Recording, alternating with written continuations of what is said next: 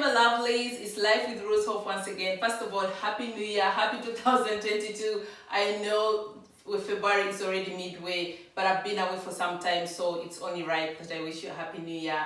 For all of you that's already joined me on this journey, for all the subscribers, the family, I call you family, thank you so much for your constant support. And if you're new here, welcome to the family, welcome to this empowerment journey.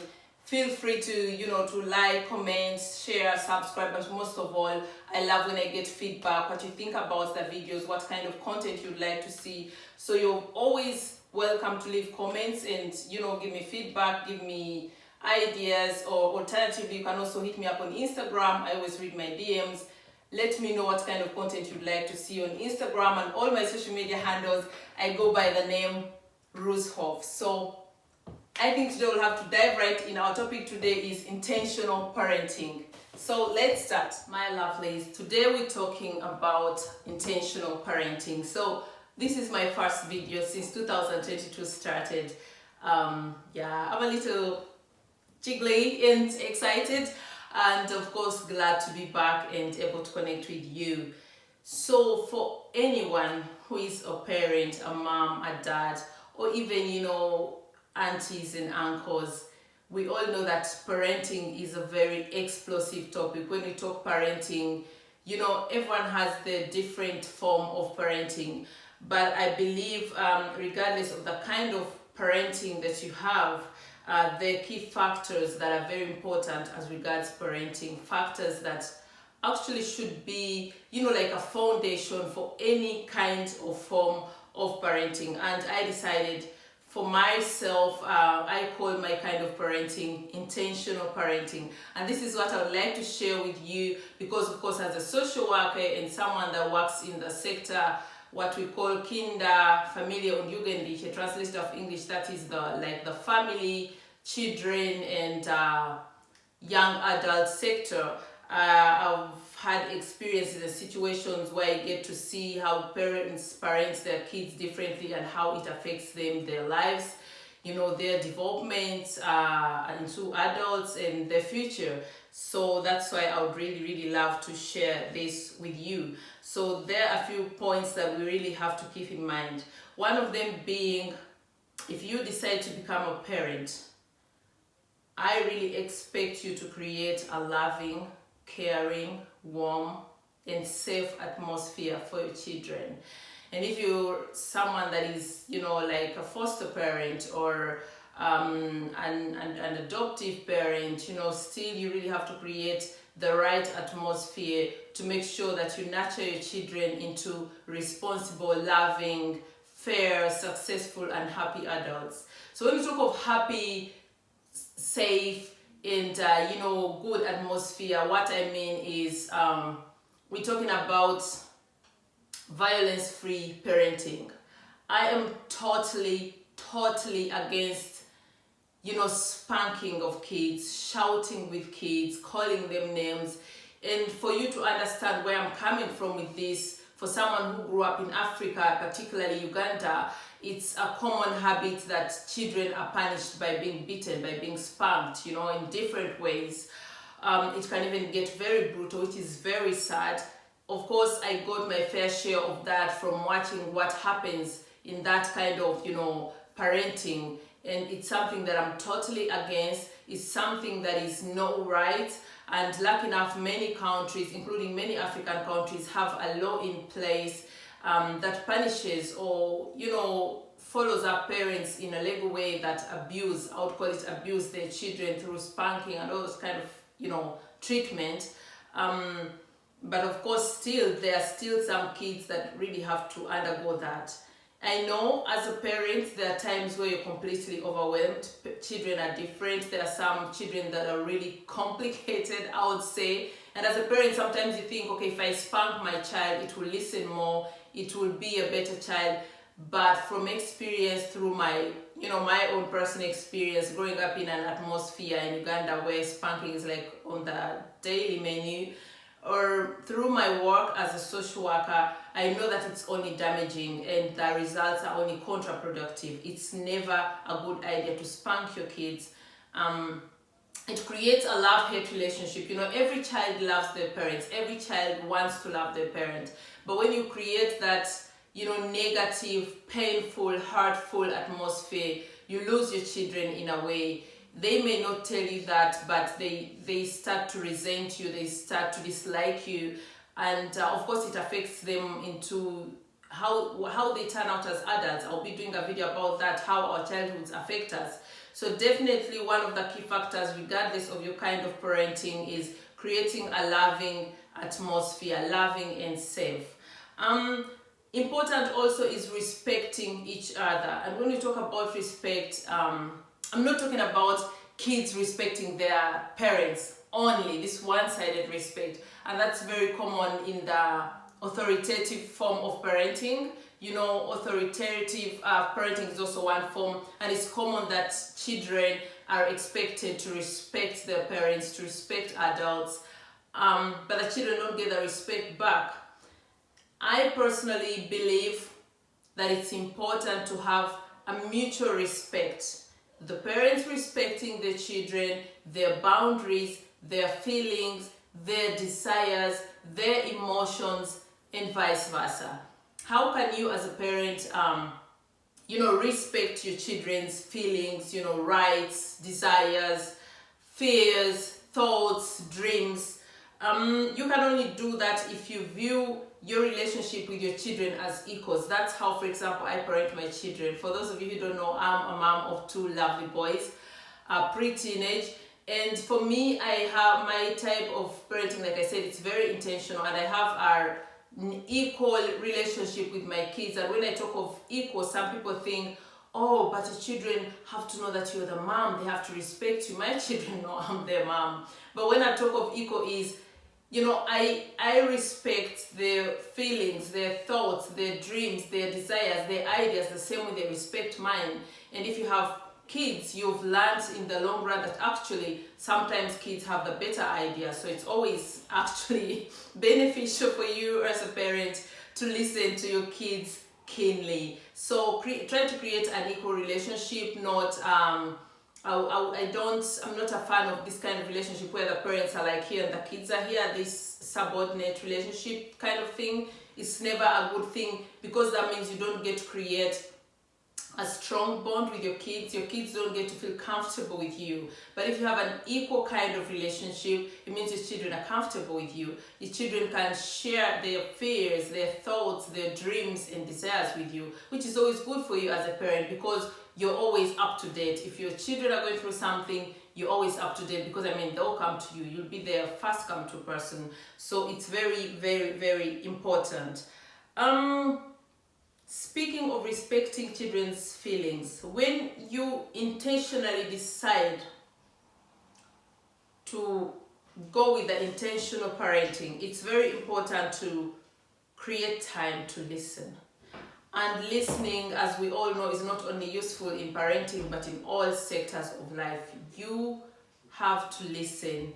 Talk less, listen more. Same applies to our kids. It's very important to listen to your kids. Let them talk about their desires. Let them talk about their dreams, about their fears. Let them tell you about their day. Make an intentional point to daily ask them about how they're feeling, how their day was, what kind of friendships do they have, the struggles that they're dealing with. And when you're listening, don't listen to, come up with, oh, you can't do that, or I would have done this and this. Just listen to them. Just let them know you are there. Just let them know they can count on you.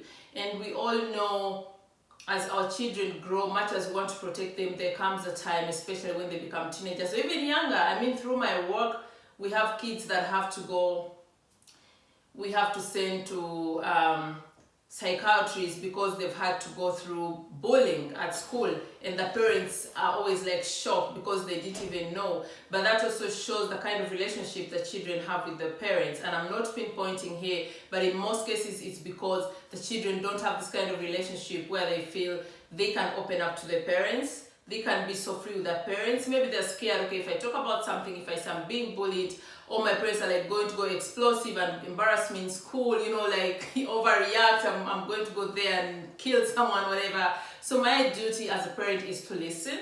I'll give a concrete example. If my sons told me someone is bullying them, you can imagine, I would be livid. I would be, God knows, I would be mad.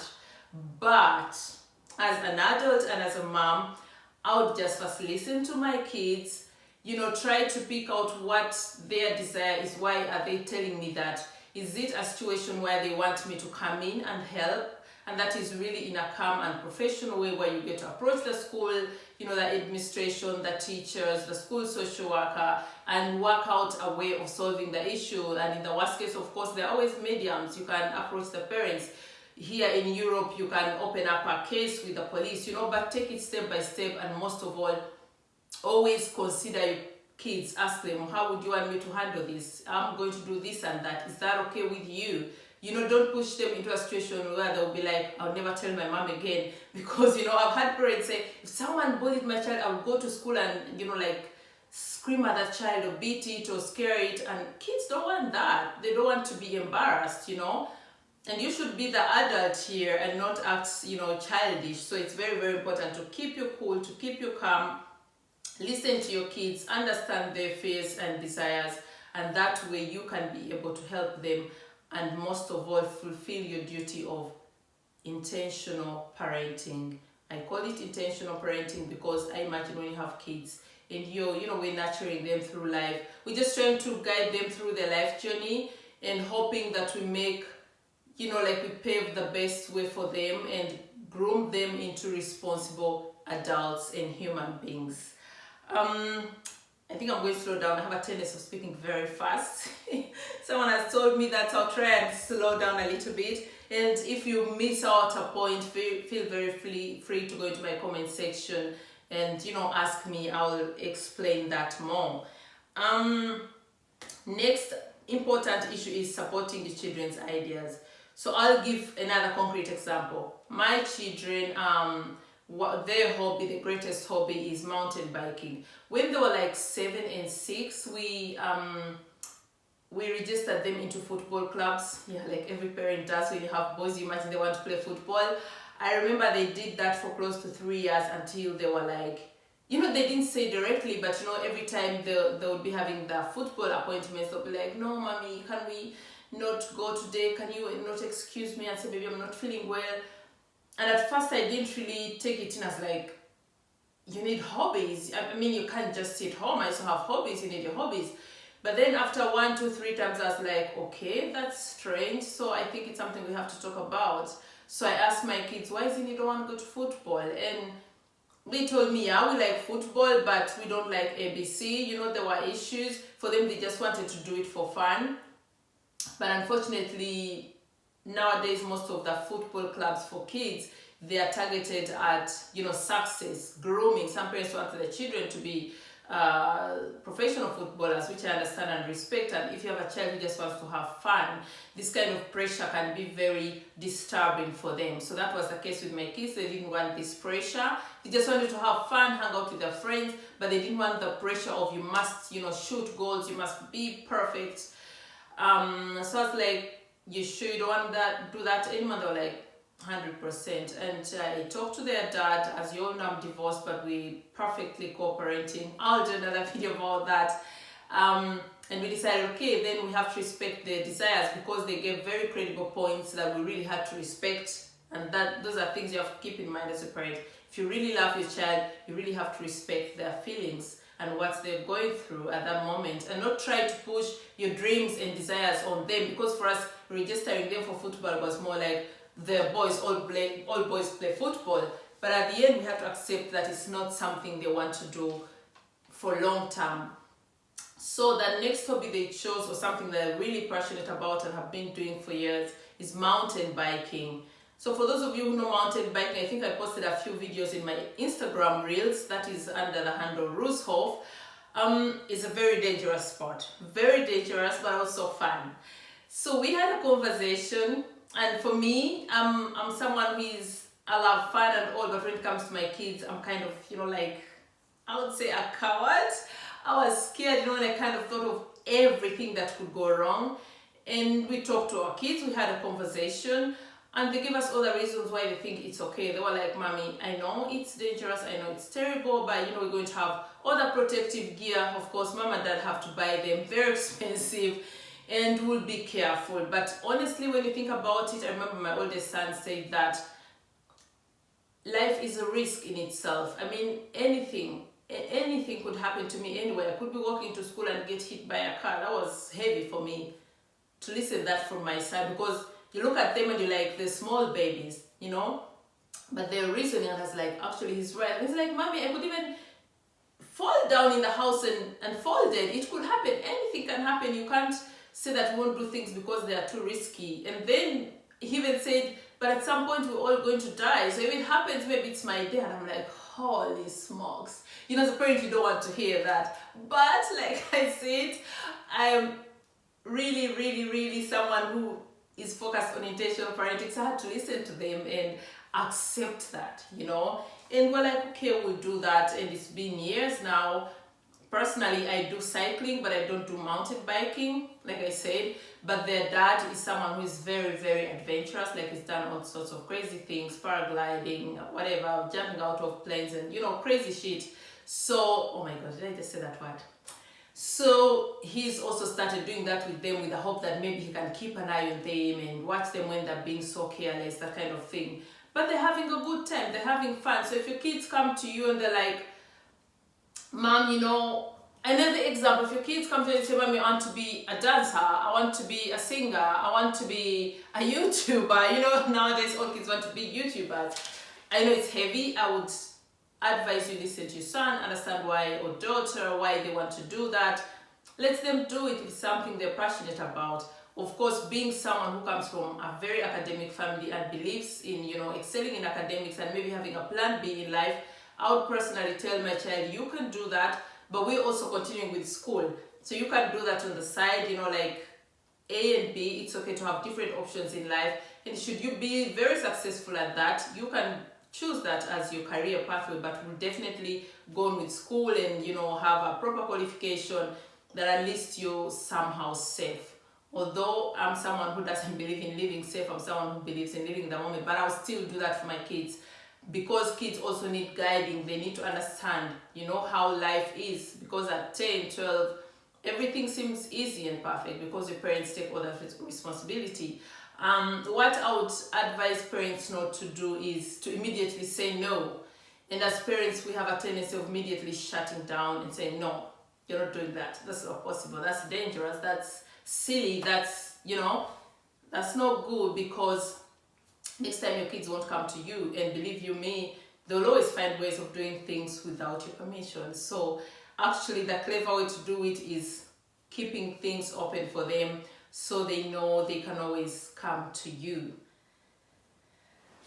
I don't want to forget anything. Of course, supporting their ideas also involves facilitating their ideas, their dreams, their goals. If my child says they would like to become professional singers or dancers, I would try and, you know, maybe register them in a course, buy them a guitar, buy them a piano, whatever they want, you know, if you can afford it, of course. Or just even be the greatest cheerleader. I don't do mountain biking, I do just cycling.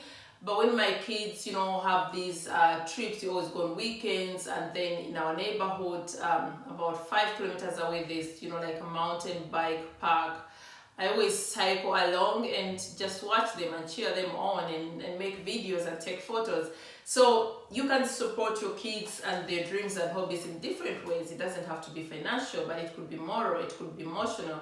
You know, just go and cheer them, let them know where they're doing good, guide them, you know, that's very important. As we know, we were all once kids, and to be honest, our parents are our life's first cheerleaders. Our parents are our first role models. Our parents are our first loves. So why not use that chance really to create lasting, beautiful memories for your children by being there, you know, by consciously and intentionally parenting them. So that's very important. Oh, before I even forget, talking about parenting, most parents, including myself, have made, you know, some mistakes here and there. I'm not a perfect mom, you know, like especially when you've just got your baby, you tend to suffocate them. You tend to want to do everything for them. But I think actually, I believe it's very, very important to foster your children's independence, to foster their self-confidence. I'll do a video about that intensively, but it's very, very important to foster their self-independence, their self-confidence in all aspects of their lives. And that could be, like when my kids started school, I remember way years back, I used to drive them every morning to school. And then with time, I noticed there are kids that walk to school. The schools they were going to at the time were not far from us. And then at one time, I remember us like, would you consider walking to school maybe 3 times a week? And they're like, yeah, mom, we would love that. And I was like, oops, I've been driving these kids every day thinking I'm doing them a service, but they actually would like to walk to school. So I asked them, why would you love to do that? And then they told me, my friend and this neighbor and they all walk to school and it's fun, we can go together and chat. Or maybe if you don't pick us at lunchtime, we can go buy ice cream and then walk at our pace back home. And I was like, why not? But of course I was scared, because in Germany, people who live in Germany know how fast we drive here. So I was scared about that. So I remember thinking about it and deciding, okay, I'm going to do that. But of course, giving them independence means also preparing them depending on the situations and aspect of life that is. So for my kids, I took off a week from work. I remember, decided to do the walking with them. Like I would walk with them to school and explain to them how they're supposed to use the zebra crossing, which path they should take, how they're supposed to behave on their way home or to school. And of course, to watch them and see, are they ready? Until at some point I realized, okay, they could do that. And, that's how it started. And for the whole of primary school, I used to drop my kids to school maybe just twice a week. But most of the time they used to walk to school and come back home by themselves, except if the weather was bad or anything. But they loved it, It helped them create also relationships with their friends. It helped them create their self-confidence. I mean, they knew how to cross the road. They knew how to, get home on time. They knew how to go to the shops and buy ice cream. They always had pocket money. I always gave them pocket money every week. So they were free to give out that money at leisure. And I was astounded at the way they really manage their finances very, very nicely. So there's always really much to benefit by letting the children be independent, because you're paving a perfect way for them into adulthood. Because at some time, you'll not be there to protect them. At some time, you'll not be there to do everything for them, what you actually shouldn't do, because, then they're going to be adult babies, and we don't want that.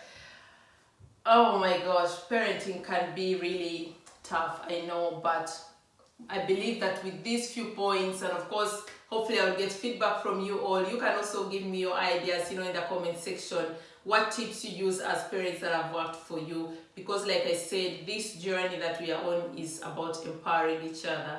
So I would love to know some of your tips, your parenting tips in the comment section that you really think or believe are good and helpful, so we could all learn from each other. Before I actually conclude and call it a day, much as parenting is about love, thank God most parents are very loving parents. It's also very important to talk to your children about the realities of life. Life, unfortunately, is not, in German we say life, unfortunately, is not a Ponyhof. Ponyhof means it's not like a horse farm, because people say if you can ride a horse, you're the happiest person in the world. Or we say das Leben ist kein Wunschkonzert, which means life is not a concert where you get to choose if I'm going to watch Rihanna or I'm going to go watch Koshen, or life is about regulations, about rules, about standards, about laws, about it's complicated, and much as we would wish that life was so easy, it's unfortunately not that easy. So it's important to, carefully, slowly but sure, let your children know about the challenges of life, the good, the bad, how to deal with situations, how to deal with conflicts. And that means if your child has a conflict, we could even start home. I have 2 kids, yeah? They have their own conflicts sometimes. They're amazing boys, I'll tap myself on the shoulder. They're beautiful boys. They don't stress me, thank God. But they also have their days, We have situations like where the young one wants to play with his older brother Lego, but the older brother maybe just wants to read a book. And then it's like, you have to play with me Lego, and then it's like, you're getting on my nerves, I don't want to play with you. They have such situations. So that is a very real example where you as a parent now are in the middle and you're not sure if you should intervene or not. In that case, I would advise you not to intervene unless it's really, really going out of hand. But give it time, let them solve the conflicts by themselves. Come to an agreement by themselves, unless they're really hitting each other, which is a no-go, then you have to intervene. But why is that important? When you become an adult, or even a teenager, when you get into school, there will always be situations where you have to, to find a solution, where you have to get grips on yourself without having to call mom or dad. So it's very important to let children know how to deal with conflicts, how to deal with not so nice situations, and it helps them grow and mature. So when they become adults, maybe in the work field or wherever they are, or even in personal or romantic relationships or friendships, they'll know how to deal with, discrepancies, conflicts, misunderstandings. So you'll be doing them a favor by letting them every once in a while solve their own conflicts without you as a mom intervening, So it's very, very important. I'm going to conclude this video. As I conclude, once again, my request is, this is an empowerment journey where we get to empower each other. I share these ideas with you, but you're also very welcome, open and free to share your ideas with us, because it's all about empowering each other. So feel free to hit the comment section. If you're a mom, if you're a dad, auntie, uncle, let us know what tips you think are also very helpful for one to intentionally parent, to, I wouldn't say successful because that's not in our hands, but intentionally parent and nurture responsible, loving, caring, understanding, and useful adults, children, nieces, daughters, sons, and so on and so forth. Definitely feel free to do that, either here on Life with Ruth Hoff or on Instagram, or all my social media handles. I use not Life with Ruth Hoff. On all my social media handles, I go by the name Ruth Hoff. So our conclusion is, whatever your form of parenting is, there's no wrong or right, except of course if you're having an abusive kind of parenting form. That is definitely a no-go. That is wrong. The one I really have to say. But other than that, whatever your form of parenting is, always keep in mind, as a mom, most important for you is to love your children, to respect them, to listen to them, understand them, and accept them the way they are. Accept that they are individuals. Accept that they are not your twins. Accept that they are not going to be, used to live your dreams, because we have situations where parents who wanted to be dancers, like me here, or musicians, or whatever, and didn't manage to do that, try to push their dreams onto their kids and suffocate them, because they want them to live the dreams that they never lived. So don't do that. Respect your children just the way they are, and give them room, to blossom, to grow, to learn, and to enjoy life, to decide what they want to be, and give their thoughts also respect. If you have more than one child, of course, you have to keep in mind, that is also very, very important. Actually, I don't know how to forget that. If you have more than one child, you have always to keep in mind that there's no size fits all. For example, with my parenting also, I parent my children very intentionally, but my children are also a little bit different in personality and character.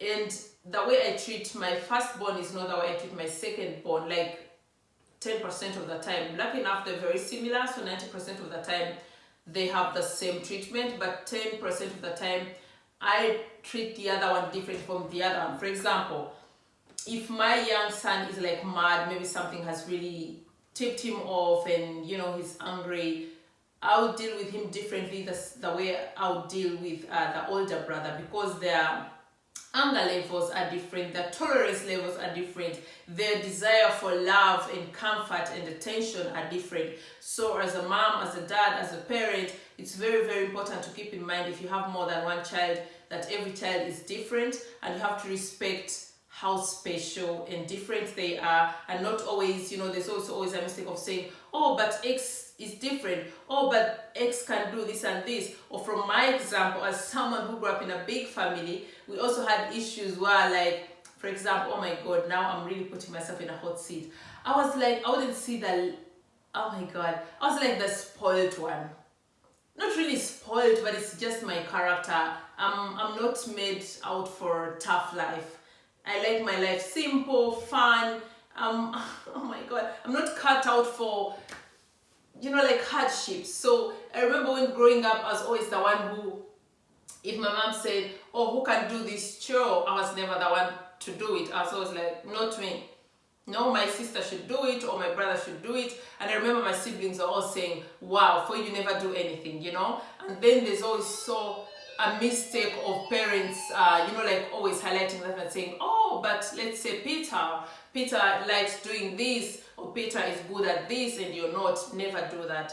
Respect that your children are different. Respect that they're all special in their own way, and that way you'll have a very good atmosphere in your family, and also a safe and loving parenting for your children.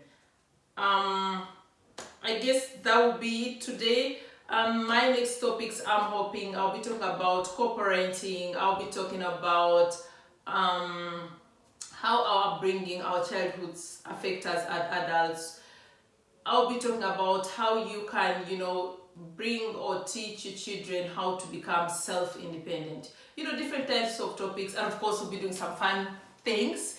The weather is not yet so conducive for that, but I have some few video ideas that will be fun for you. I'm looking forward to doing that. And if you have any ideas or any wishes, if there's any kind of content that you would like to have from me, just hit the comment section, let me know, and I will deliver that. Otherwise, for all of you that are already on this journey, for all already subscribed, thank you so much for the support. Thank you so much for the love. And if you're new here, if you just seen my videos for the first time, please kindly subscribe, comment, like, and share. And of course, join us on this empowerment journey, and let's grow together. Otherwise, until next time, love you so much.